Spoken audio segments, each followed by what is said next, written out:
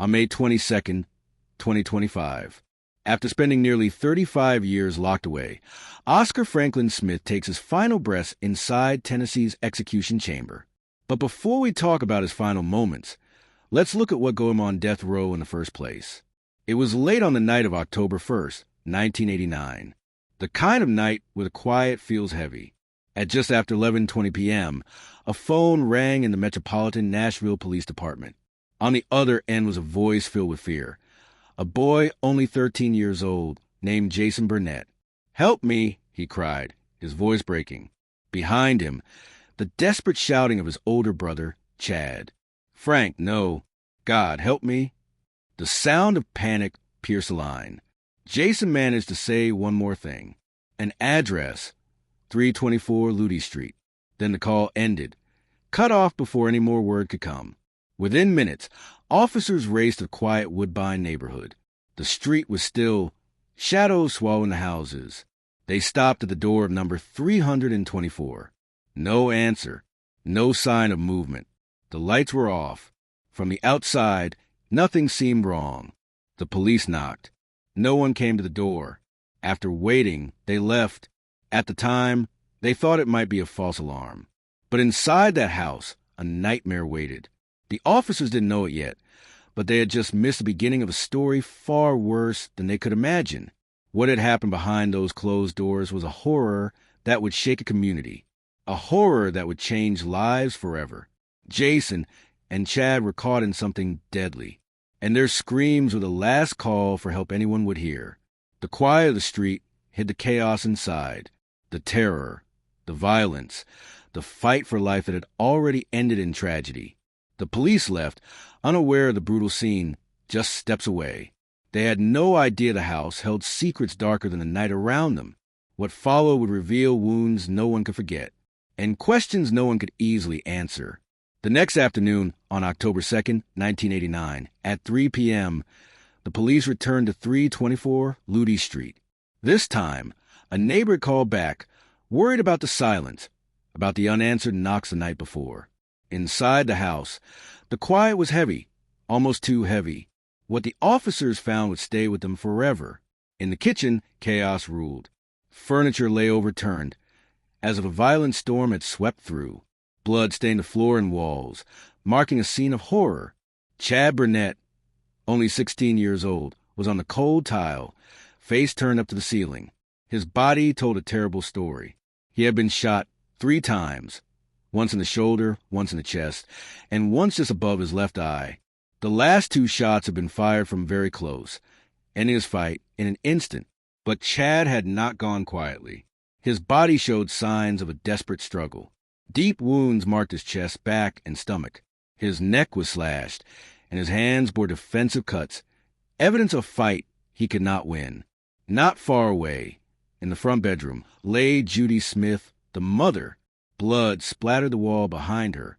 She had been shot twice, once in the arm and once in the neck, fired from only 2 feet away.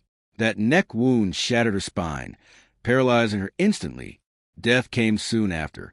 Her body, too, was marked by vicious attacks. Stab wounds covered her, and her neck was slashed like her son's. The house held the echoes of a terrible violence. Near the foot of the bed, the smallest victim, 13-year-old Jason Burnett, was found. His injuries were no less brutal. Though he had not been shot, he had been stabbed many times. Defensive cuts covered his hands, and his neck was deeply slashed. 2 wounds pierced major veins, causing him to bleed slowly, painfully. Jason's hands rested on his small intestine, which had been torn and pushed out of his abdomen. According to the medical examiner, his death was long and agonizing.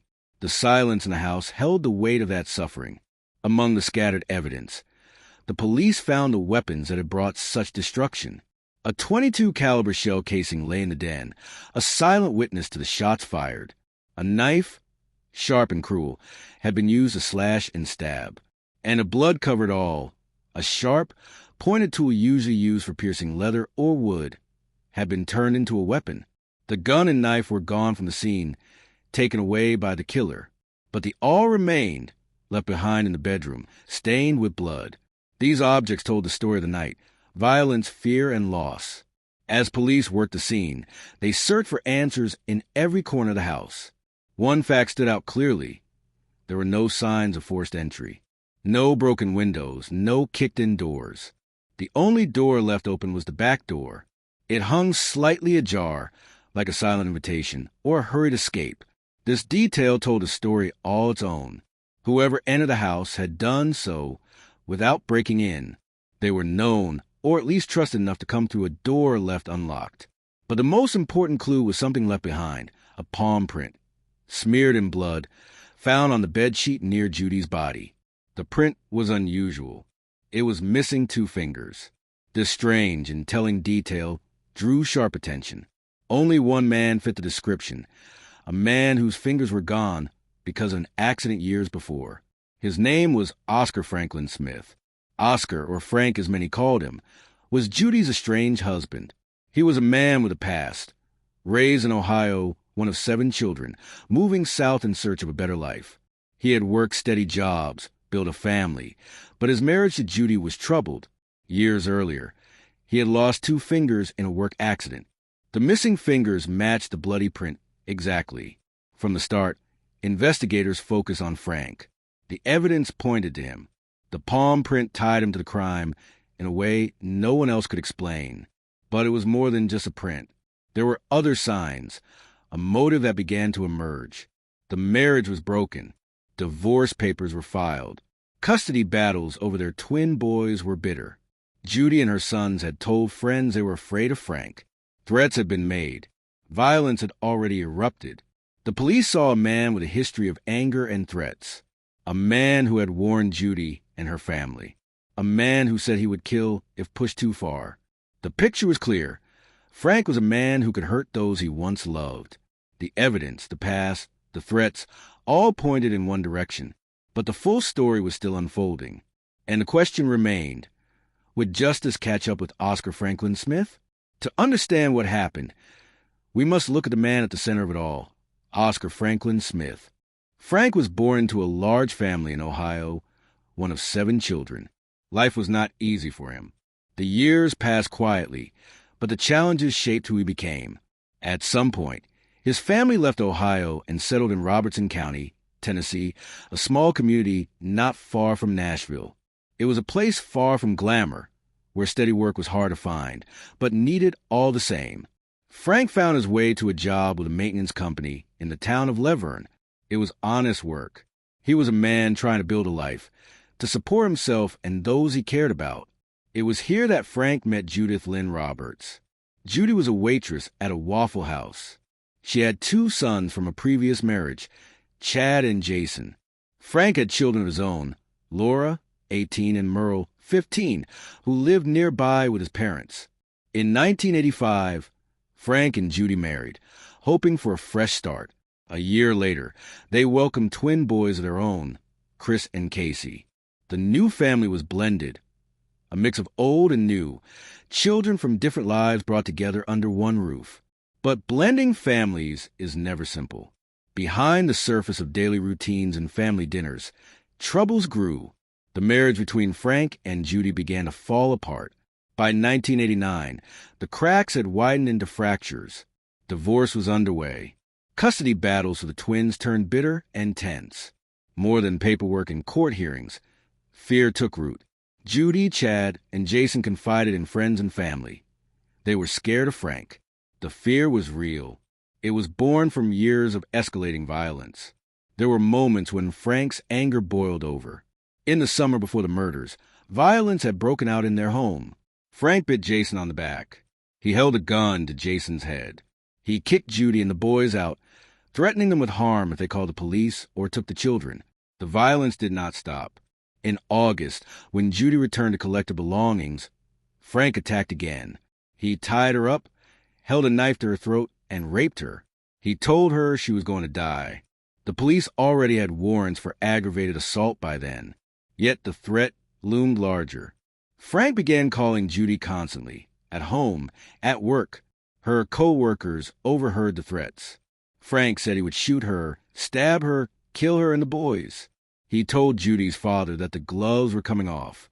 He warned that if she left him, He would kill her. The man they had hoped would build a family had become a source of terror. The home that should have been a place of safety was now a battlefield of fear. The wounds ran deep, not just in bodies, but in hearts. This was the man the police suspected, a man with a history of violence, anger, and broken promises. The violence didn't stop. It only grew worse. In the month before the murders, Frank's anger took darker and more dangerous turns. Judy, the mother, lived in fear every day. Her family and co-workers could hear it too. The threats became louder, colder. Frank told Judy that the gloves were coming off. He meant business. No more holding back. He made it clear that if she tried to leave, he would kill her. It wasn't just words. There were moments of terrible violence. Assaults that left marks on bodies and on hearts. Judy told friends how Frank had tied her up, how he held a knife to her throat, how he raped her. Her co-workers heard the threatening calls. Frank said he would shoot her, stab her, and kill the boys. Fear settled into every part of Judy's life.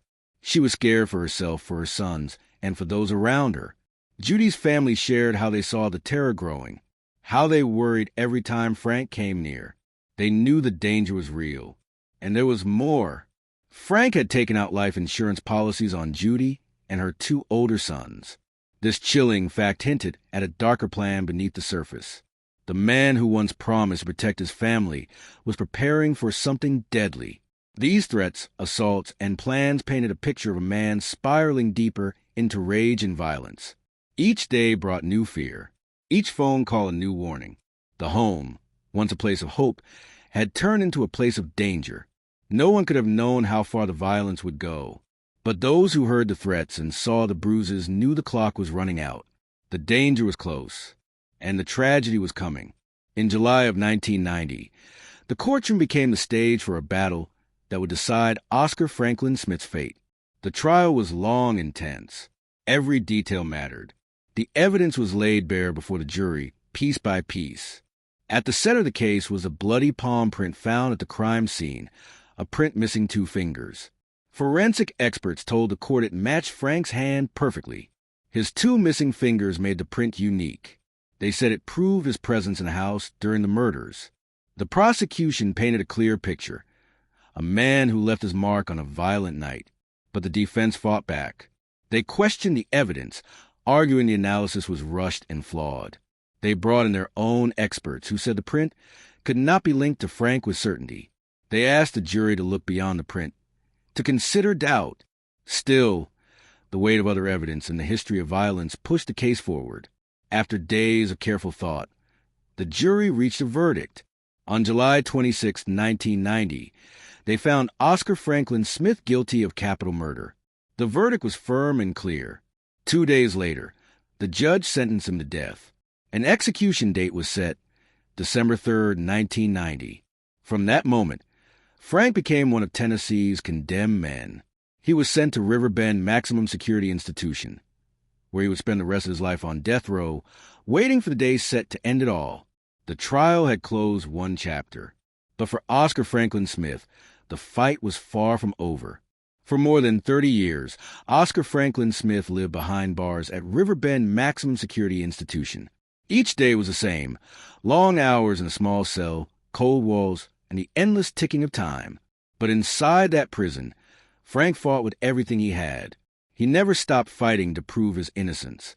Legal teams worked tirelessly, filing appeals, asking courts to look again at the evidence. They challenged the key pieces, especially the palm print. Years later, new experts said the original analysis was flawed and rushed. They argued that there was no way to say for sure that the print belonged to Frank. But despite these challenges, the system kept moving forward. Appeals were denied again and again. The legal battles wore on, slow and exhausting. Behind the courtroom doors, Frank lived a life few knew. He was more than a number on death row. He was a man, carrying the weight of decades. Days filled with quiet moments of reflection. Nights heavy with thoughts of freedom lost. He spoke with his spiritual advisor, searching for peace in a place where hope was scarce. The years on death row left scars deeper than any physical wound. A man waiting for a day that never seemed to come. But the fight for truth did not end. Every failed appeal was a blow. Yet Frank's voice stayed steady. He held on to the hope that someday justice might be served. But time kept moving, indifferent to his pleas. In the cold silence of his cell, Oscar Franklin Smith faced a slow march toward his final day. April 2022 came with the promise of an end. Oscar Franklin Smith was scheduled to face execution once again. The date was set, the preparations made. But just hours before the sentence was to be carried out, everything changed. Governor Bill Lee stepped in with a last-minute decision. A critical error had been found in the lethal injection protocol. The chemicals used to carry out the execution had not been tested properly. There was a risk they might cause pain or fail to work as intended. Because of this, the governor called for a pause, not just for Frank's execution, but for every scheduled execution in Tennessee. The state halted all executions for the rest of the year. For 2 long years, the Department of Correction worked to fix the problem. They tore apart the old system. They rebuilt it, testing new methods. Eventually, they settled on a single drug protocol, using pentobarbital. This new drug was meant to be safer, more reliable. But the delay meant one more chance for Frank, one more day. One more chance to hold on. The path to the end was no longer certain. What once seemed final was now pushed back, and the waiting continued. The night before May 22nd, 2025, Oscar Franklin Smith was given his final meal. He asked for hot dogs, tater tots, and apple pie with vanilla ice cream. A simple meal, but one he took in slowly, like a man saying goodbye. As dawn broke, the day that had been waiting for decades arrived. In the early morning hours, Frank lay on the gurney, calm but aware. His hands were still. His eyes were open. Nearby, his spiritual advisor prayed softly, offering words of comfort in the quiet room. At 10:32 a.m., the curtain was pulled back, separating the witnesses from the chamber. Frank spoke quietly with his advisor, saying, "I didn't kill her." When asked for his final words, he took his time. For nearly 3 minutes, he spoke with a steady voice. He criticized the justice system, saying it did not work. He said too many innocent people were being executed. His words were sharp, filled with pain and frustration. He told the governor to get a backbone and stop the killings. He looked toward those watching and warned there were more men waiting at Riverbend. "I won't be the first, and I won't be the last," he said. As the first drug, pentobarbital, entered his veins, his voice grew weaker. By 10:38, he struggled to speak, then fell silent. His chest rose and fell slowly, his body relaxing as if falling asleep. At 10:47 a.m., Oscar Franklin Smith was declared dead. He was 75 years old. A life ended, but the questions he raised lived on.